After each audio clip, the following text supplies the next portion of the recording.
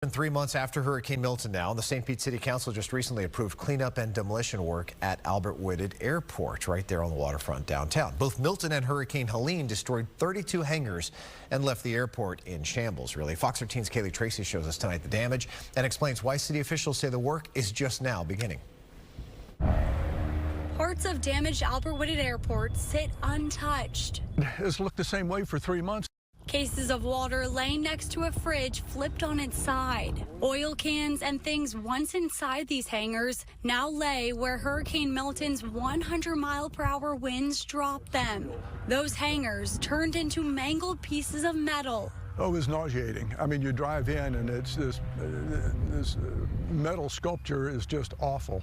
Walt Driggers, executive director of Friends of Albert Whitted Airport, says Milton and Hurricane Helene destroyed 32 hangars, 10 planes, and 2 helicopters. There's airplanes that we believe are in good condition or minimal damage, but we can't get to them for the damage from the damage to the hangars. It's taken a big toll on it, and some people just can't do their business. They're having to drive or whatever because their airplanes have been locked in these hangars for months. Thursday, St. Pete City Council approved a contract worth a little more than $1 million with a company to do demolition, debris removal, and repairs at the airport.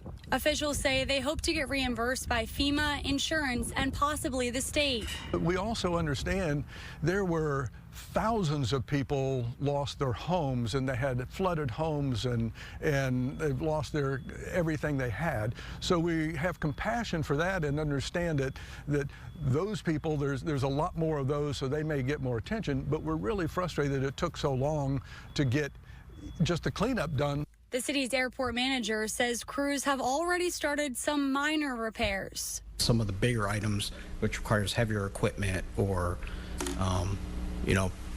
construction personnel, we kind of had to go through a more formal process. They also had to differentiate the damage from Helene and Milton for FEMA, city officials say. I'm hoping that we can finally get going with the repairs and with getting people connected back to their property. Kaylee Tracy, Fox 13 News. Now, city officials say that they have anticipate that they'll have things cleaned up before the Grand Prix coming up in early March. But the Driggers says that they have not been told when the crews will actually start. Well, FEMA